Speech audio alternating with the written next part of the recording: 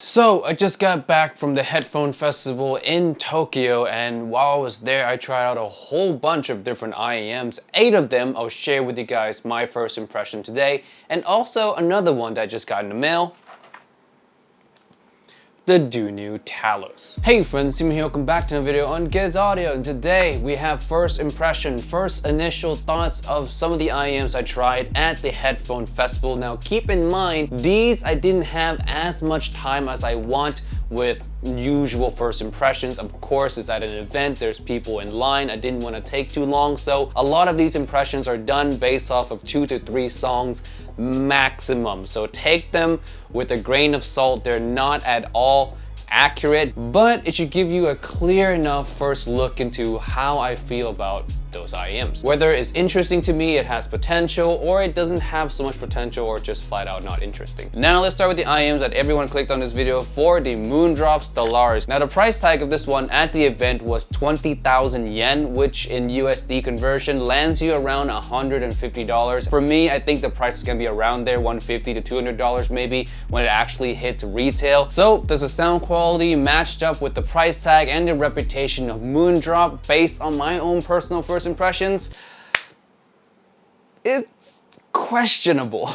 It's one of the more questionable IEM of the entire day, actually. The good part about it that I remember is it does have good details and quite a wide head stage and sound stage, but that could just be because you get a lot of treble with this IEM. And yes, the tuning is a lot of treble. It is bright, neutral bright, whatever you want to call it. I'm a treble head. I love really good treble, or I love IEMs that can display details and more nuances than other IEMs, so I do prefer IEMs with more treble. And even for me, the Stellaris felt distracting. It felt like it has just a touch too much treble, but you do get extra details from it, though I don't know if the sacrifice in overall tonal balance is worth it. But again, it's first impressions. I had 2-3 songs with it. Of course, when the unit comes in, I'll do a proper video on it, test it properly with comparisons and all that, but just for now,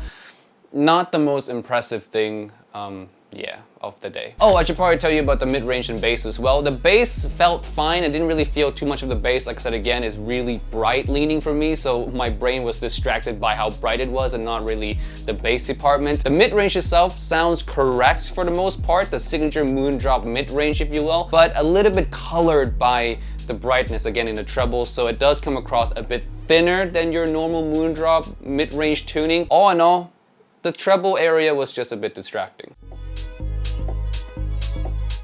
Next one, we have the Oriolus Szalayi.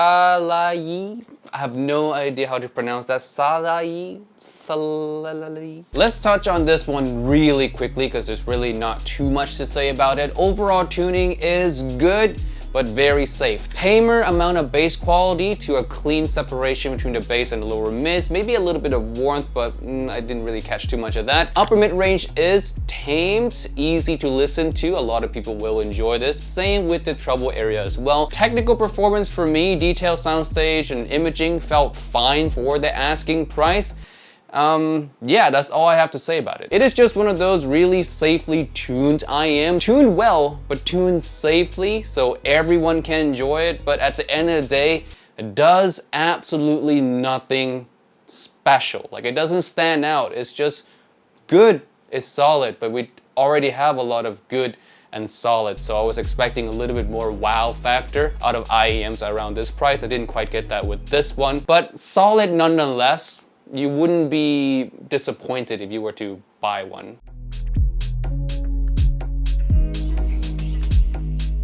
Next, we have the Kinera Gumiho $50 planar IEM. And I have a unit of this one coming in as well, so I'll do a proper review later on in the future. But I saw it at the event and I had to try it. And I have to say, I couldn't find many things to fault about it. It's $50, it's tuned well, it has a little bit of V-shaped signature, very beginner-friendly tuning. Maybe the treble area can use some work, but it's $50, so I really can't complain either. The detail level is also decent for the price. It's nothing that's gonna break the $100 barrier though. But yeah, it's it's a solid planar option. Kinera Gumiho, it's not world-breaking, it's not gonna completely wow you or blow you away, but for $50, it's a planar, it's affordable, and is solidly tuned. I have nothing else to say about it, but it's good.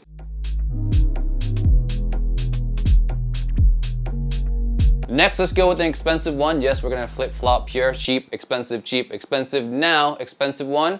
Supermoon by Campfire Audio. I was so surprised to see this because I never thought in a million years I would get a chance to try the Supermoon, but there it was. I tried it and oh God, it's pretty good. The Supermoon really reminded me initially of the S12 style of tuning, but maybe a little bit more balanced. It has more of a vocal presence than the S12 from my memory. And the detail level was also clearly better head stage, better sound stage width in general. Overall, it just feels like a slightly more refined S12 tuning wise with an overall upgrade in detail performance. I love the original S12, of course. I talked about that one a lot. And Supermoon comes in and fits that slot for me of potentially, and I say potentially because it's first impressions, potentially being that endgame S12 of choice for me. The one big caveat again is that you need to get a CIEM, and there's no guarantee if the CIEM is gonna sound exactly like how the UIEM measures. For those who are newer into the hobby, yes, that does happen when the UIEM and CIEM don't sound exactly the same. It's actually not a rare thing as well. So hopefully the tuning of the Supermoon's UIEM and CIEM is the same, if not similar enough. I might consider grabbing one for myself. We'll see, we'll see.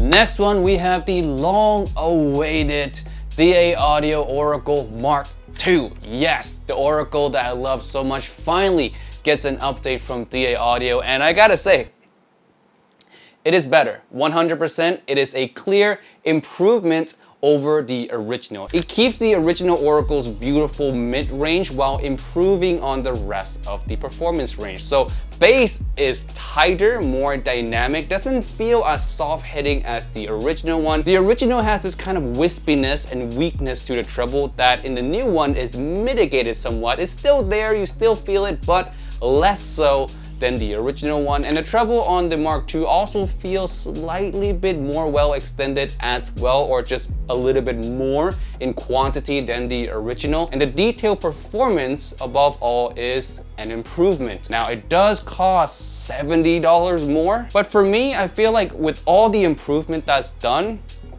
I don't mind that price at all. In fact, already bought one. Of course, I was gonna buy one. You guys know there was no doubt that I would buy one.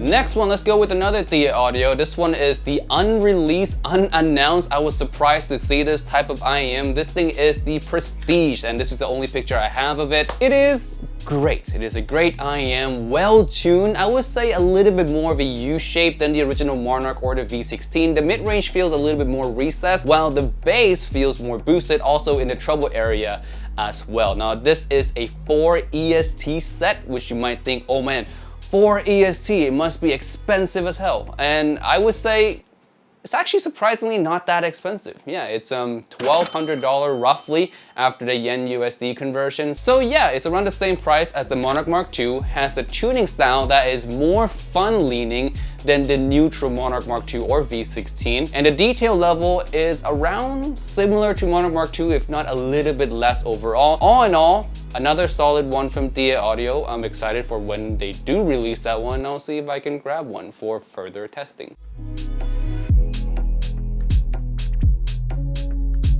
Next one, briefly touch on this because it's been out for quite some time. The Turii TI, or the Turii Titanium version. This one sounds similar to the Twilight with an upgrade in treble area. It sounds noticeably sparklier, though not as safe or not as warm tuning as the Twilight itself. The Twilight does come across more relaxing, while the TI comes across more analytical, more technical, less musical. I would say the detail level on the Turii TI is a noticeable improvement over the Twilight. Tuning, on the other hand, I prefer the relaxing nature, surprisingly, of the Twilight over the Turii TI. But all in all, I can see people enjoying both of them. Solid IEM, though expensive as heck, coming in at $2,500.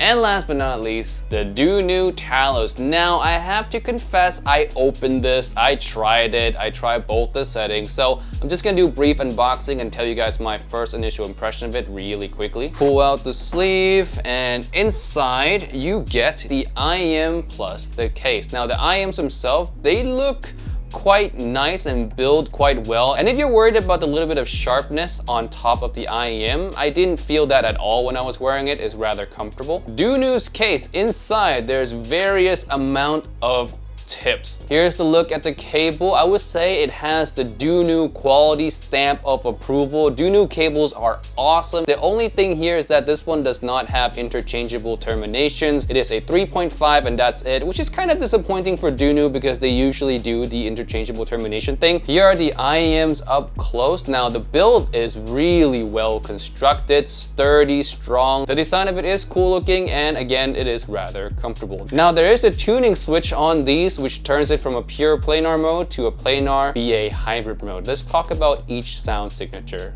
briefly. So I'm just gonna come out here and make a big statement right away, is that this is probably one of the best tuned planar right now in terms of just overall mid-range openness, mid-range naturalness as well. Bass, I would say, is not the best bass texture you can find, but it is tight, it is well controlled, so there are great qualities there as well. The treble overall is nicely extended, a little bit on the safe side. Upper mids also a little bit on the safe side, but all in all, really well tuned, and it's one that I actually enjoy listening for an extended length of time. Now, this is talking about the pure planar tuning. I'm sorry I didn't clarify that, but yes, the pure planar mode on the Talos is one of the best tuned in planar right now. Now, let's talk about the hybrid mode. Now, the hybrid mode for me really amps up the treble area, namely in the 8 to 10K region and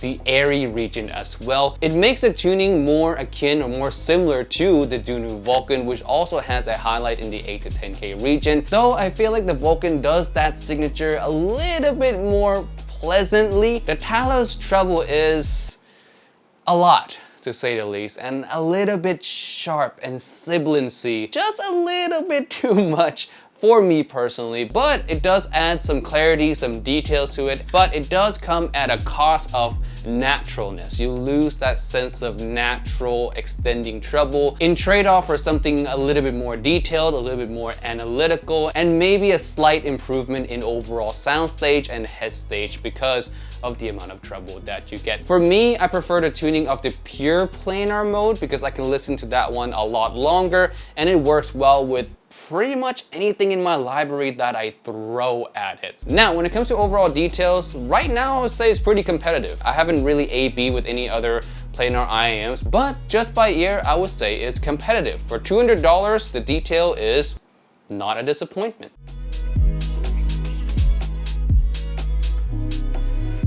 Alright, that's it for this video today. Thank you so much for watching. Sorry it's a little bit long. There was just a lot to cover here. And stay tuned for a lot of reviews coming for many of these IEMs as well. There's Stellaris, the Talos, the Gumiho. 3 of these will get a full review for sure. All the other ones, maybe not, depending on like if I can grab them or not. And with that being said, I'll see you guys in another video. Peace out. Bye.